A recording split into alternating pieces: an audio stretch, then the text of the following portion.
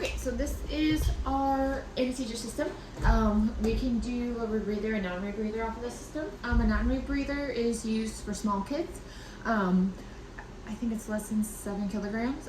So basically what a non-rebreather is the anesthesia machine is going to bring fresh oxygen and anesthesia to the patient, and then the exhale is going to go right into the waste anesthesia outlet. It's not going to recirculate through our soda line and get re-put into the system, if that makes sense.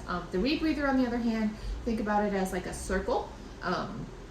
So not only does our ISO and our oxygen go into the patient, and then the exhale goes back into the system. It's filtered through our soda line, and then it is mixed again and goes in and out, in and out, in and out.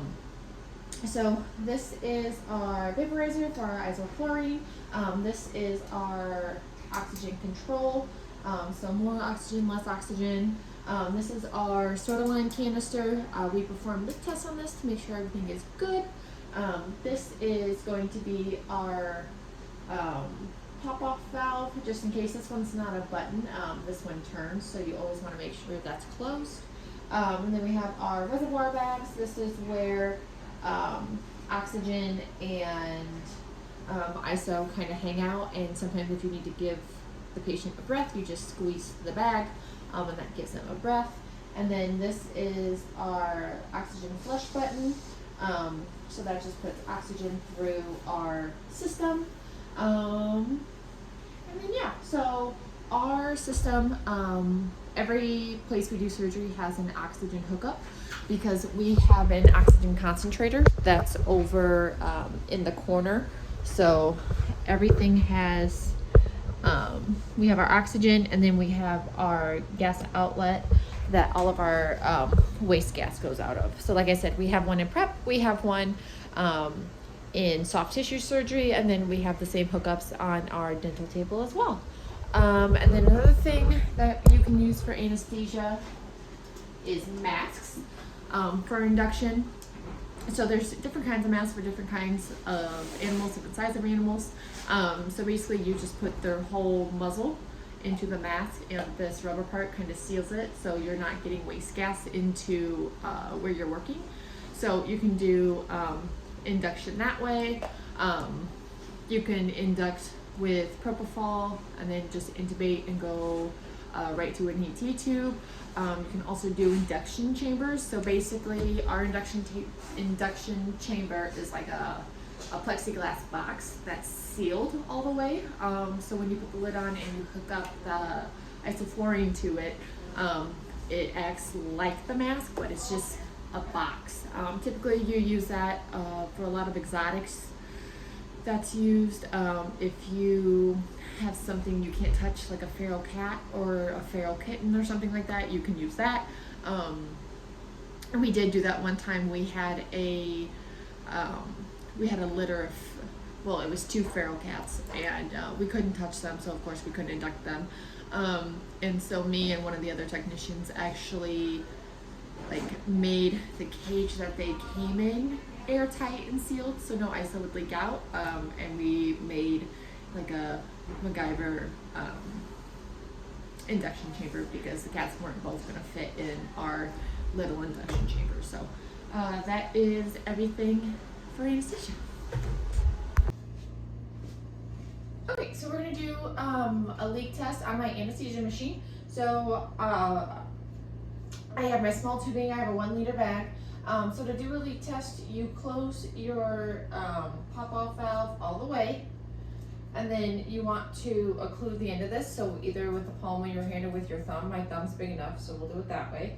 And then you're just going to inflate your bag with some oxygen, and then your meter, mine's only going to go to about 5, and then you want to make sure that it doesn't move, or it only goes down every second. So we'll fill this up. There's mine, and we're staying, and we're staying, and we're staying. Okay, cool. So I'll let this will go back down. Okay, we don't have any leaks anywhere. If you did have any leaks, then you would want to, you know, check your canister, check your tubing, check your liter bag, you know, make sure there wasn't any holes in your tubing, you know, not any holes in your oxygen, and your ISO delivery, you know, anything like that, and make sure everything was nice and tight. Hello, my name is Stephanie Hagler. I'm Alexa's preceptor. She's doing very well, completing all of her skills and practicing her skills and getting stuff set up and arranged. She did participate in both a cat and a dog neuter. She observed the cat neuter and she monitored the dog neuter under supervision. We just didn't get them recorded on camera. Okay, catheter.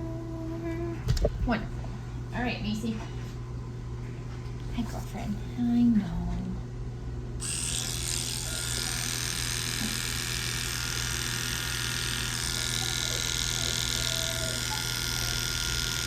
Good girl.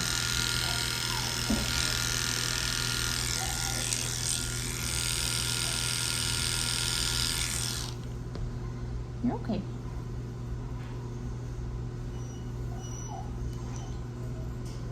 All right, girlfriend.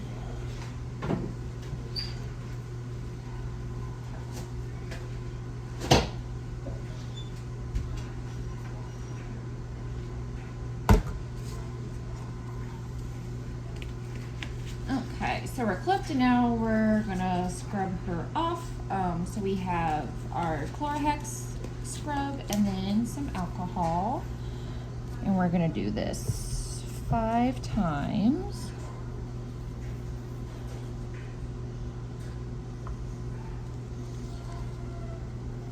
One,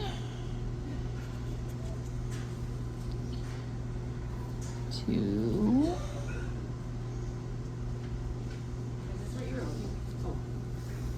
2,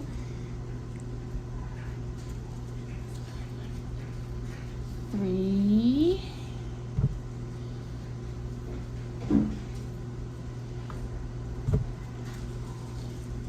4,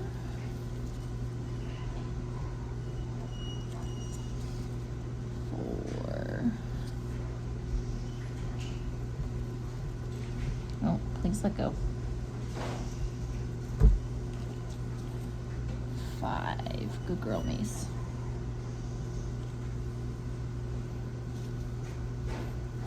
Okay. So I have my tape all torn, and then we're gonna try with a 20 gauge first and see if we can get in.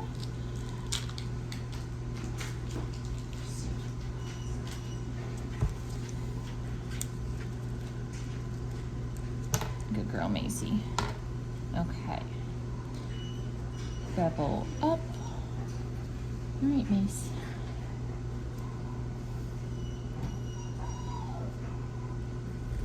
I know, baby, I'm sorry. Okay, blood return. Advance my catheter off the stylet.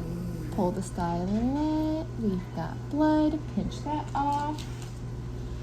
Put our cap on. We'll tighten that here in a second. Make sure our catheter is all the way pushed back. And now, grab a gauze real quick and rinse so my tape sticks.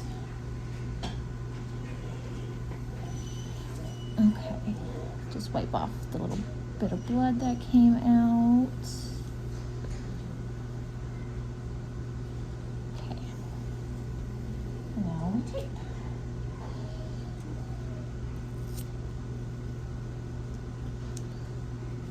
So hold that there, over, make sure her catheter's still in. Oop. Tight, but not too tight. Around, tab, kind of press that on down. And we're gonna hold this in place just like that. Come around. on top of the catheter, tight but not too tight. Tab, press that. Make sure it flushes.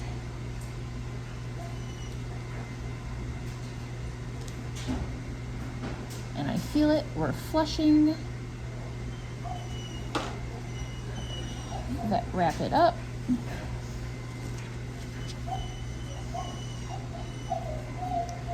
Being a very good girl, Macy. I'm still practicing my vet wrapping skills because they're not great. Okay, up. And then you don't want the vet wrap too tight either. Just enough to hold it in place.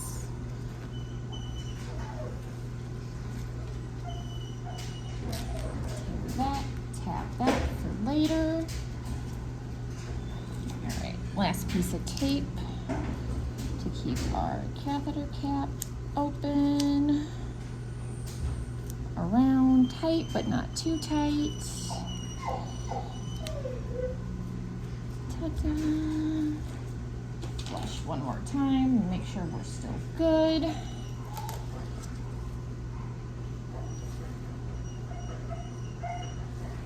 Feel it, we are flowing, and now we're gonna move right into induction. Good girl, Macy.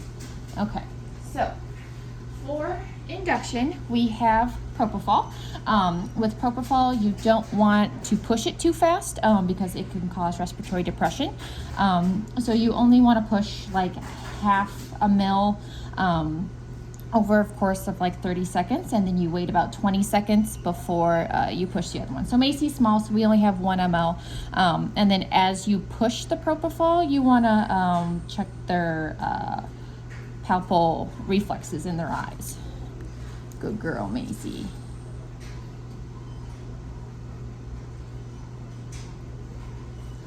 Okay, slowly push propofol.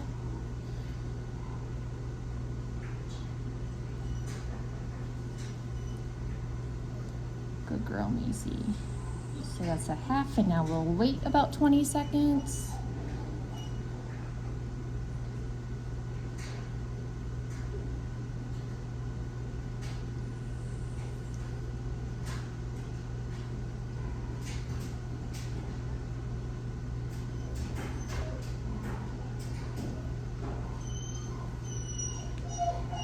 Seconds, push the last half. Slowly, slowly, slowly. Okay, so all of her propofol is in. Put our cap back on. We'll just flush that one more time.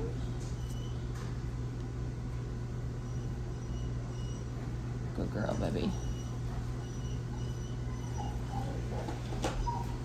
Okay, so that is a cephalic catheter and then induction. So now we'll get her intubated and she will go for her spay.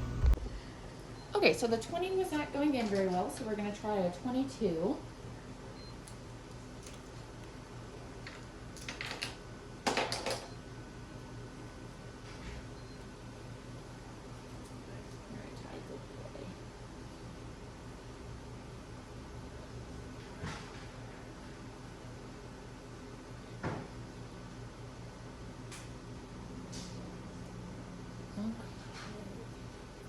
And we got blood, yay!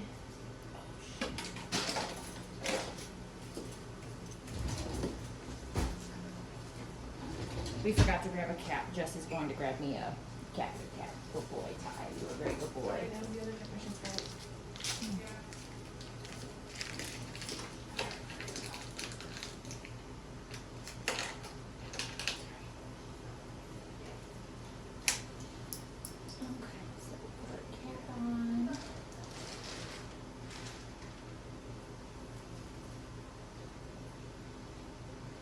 Cap is on. We'll start taping.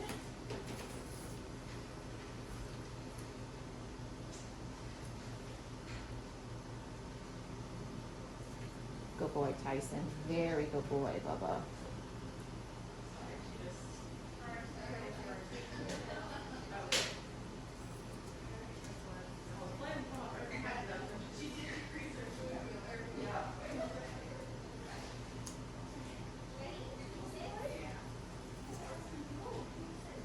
tie. Tab.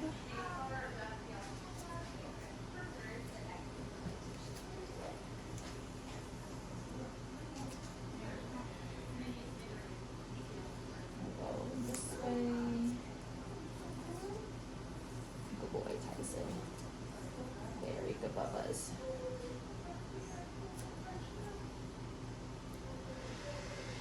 You don't want to tape too tight because of his Achilles back here. Tab. Okay. Do our big piece of tape. Make sure it stays in. Good boy, Tyson.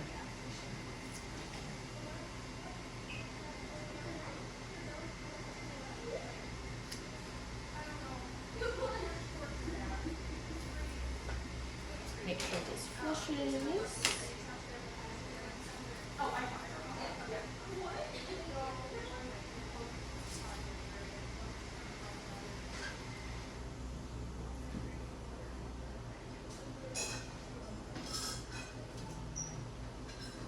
Okay, we are flushed. Your blood pressure's high, Tyson.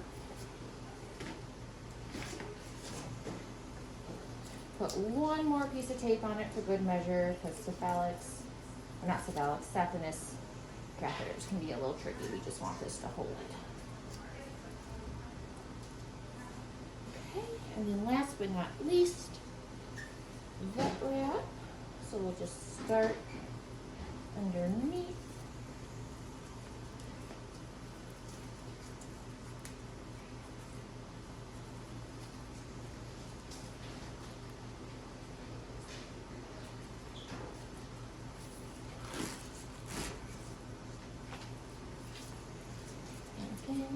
Not too tight. All right, and that is my saphenous catheter, and we are ready to go for surgery. Okay, so this is my subQ injection. Zoe's actually due for her Lyme vaccine, so we'll go ahead and give that to her. I already did my tech appointment. We do tech appointments when their yearly exam with the doctor's up to date, so Zoe's is. So to do a subQ, like I said, it's just kind of wimpy for folks, so I put a 25 gauge needle on it.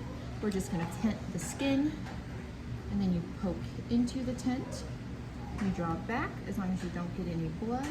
Great. And then you just give and straight out, and that's how you give a subQ injection. Okay, so this is my IV route. This is just sterile saline that we use for flushes. So we do this with like sedation if something needs to be sedated, or pain meds, anything like that we need to get to them quick. So we'll pop this off.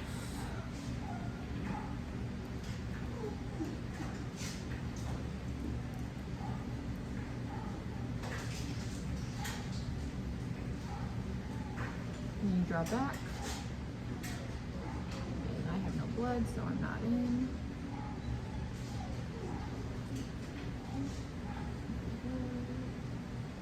So what's your vein, baby?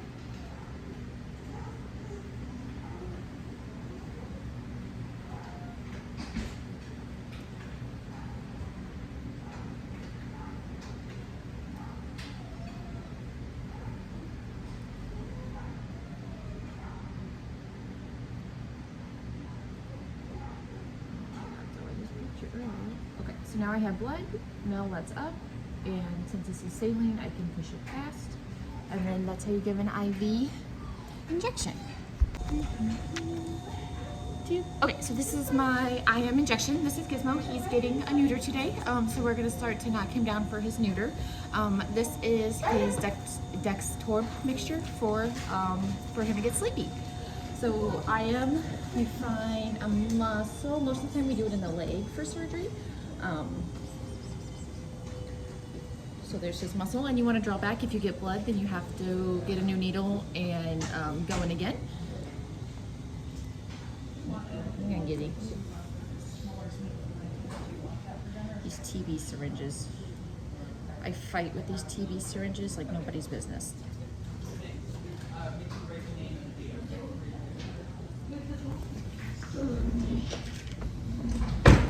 I always put the cap on too hard and then I can't get it back off.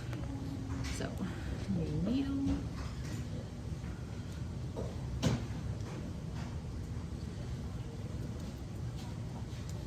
Okay.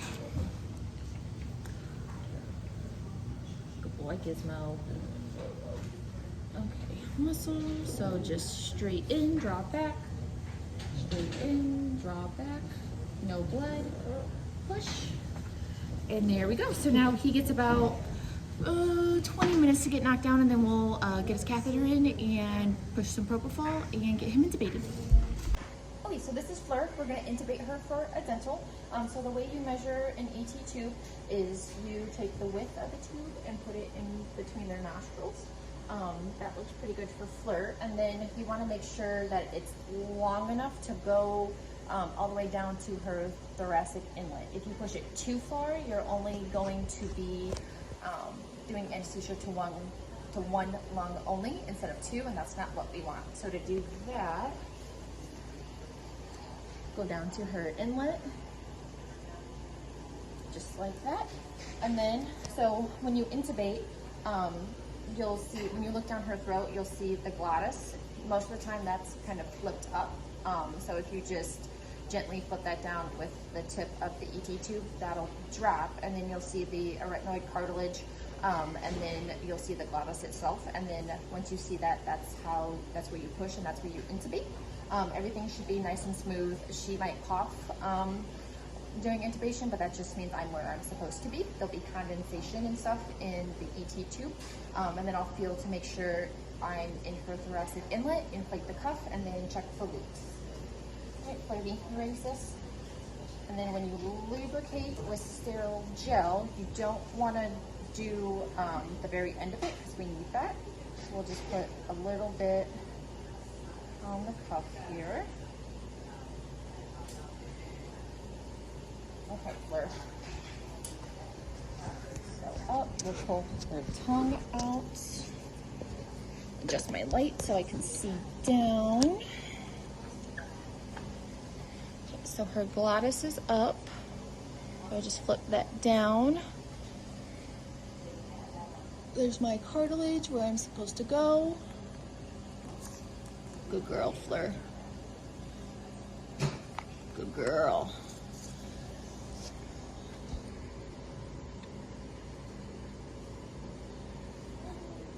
Good girl.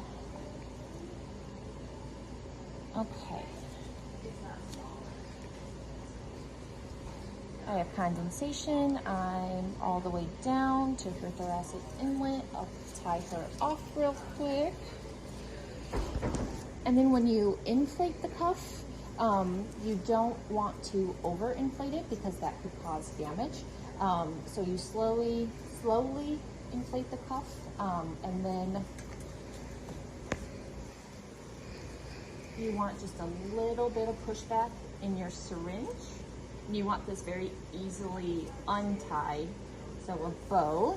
Good job, Fleur. Go ahead and plop her on her side.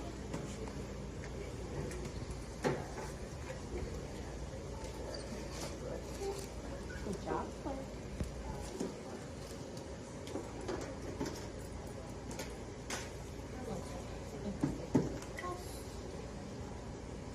And you don't want to do it too fast either. I can still go a little bit more, a little bit more, a little bit more.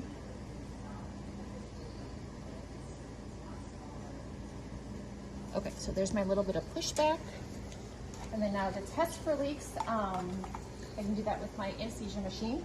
So I'm gonna cut off our exhaust for a minute. And I'm just gonna slowly bag her.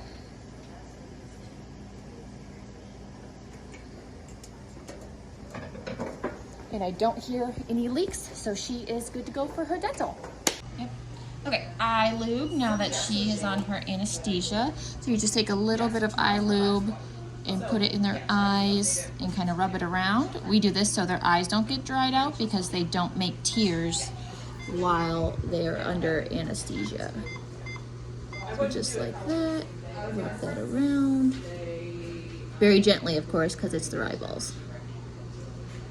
And that's how you do eye lube. Please go. so this is clipping, scrubbing, and expressing the bladder for a spay. So when you clip for a spay, you want to start kind of at the beginning of this fat pad down by her vulva, and then up to the xiphoid process, because the umbilicus is what the doctor has a guide on for the spay itself. And then you always want to go just a little bit outside each side of the nipples to give the doctor a nice feel.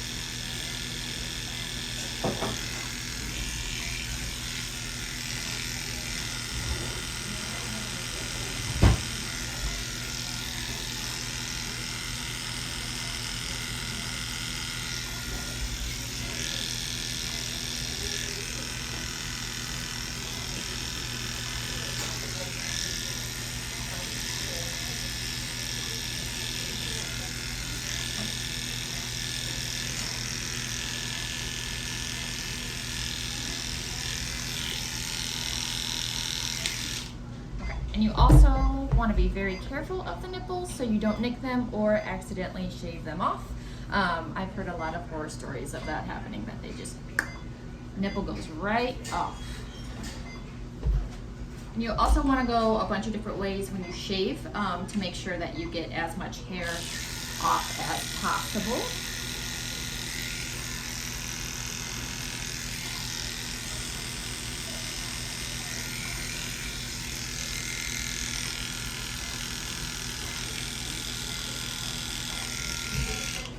Okay, and before I get her scrubbed, I'm going to express her bladder.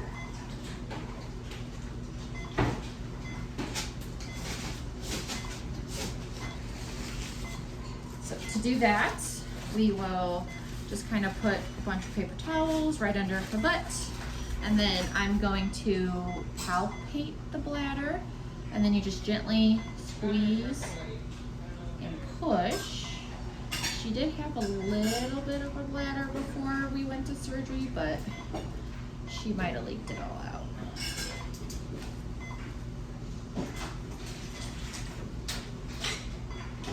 Good girl, so.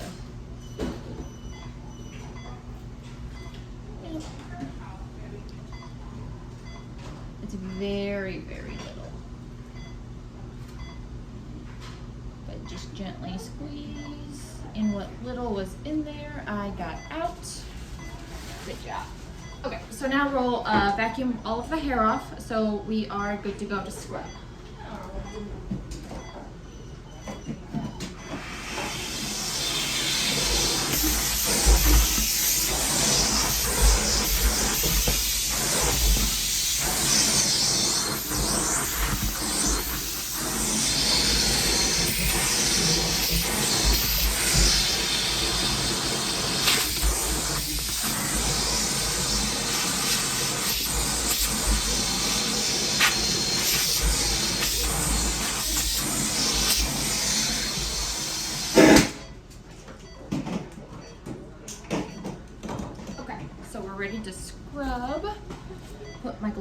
on. So again, we have our Chlorohex scrub and alcohol. We're going to do this 5 times as well. When you're scrubbing for surgery, you start in the middle and just gently work your way out to the whole area. So, surgical. So start in the middle, work your way out. Middle, work your way out. And it's never a bad idea to go past where you think you need to be, because it just gives the doctors a little bit more surface area if they need it. So this is 2, alcohol.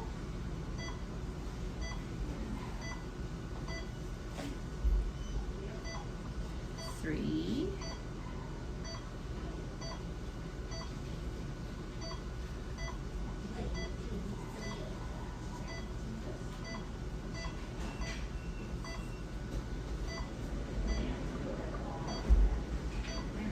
4.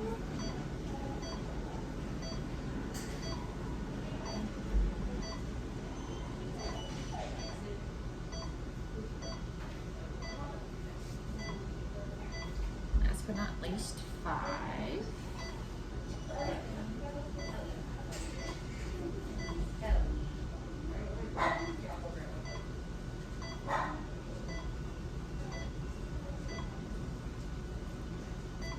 Okay, and then to get her, we don't need a gurney for her to get to surgery, so we will just take one of these alcohol soaked gauze pads, and then kind of lay this over just like this, and gently carry her to surgery. And then after we get her hooked up to monitoring there, that's when we will hit her with the betadine solution, and Dr. McClory will start her spay.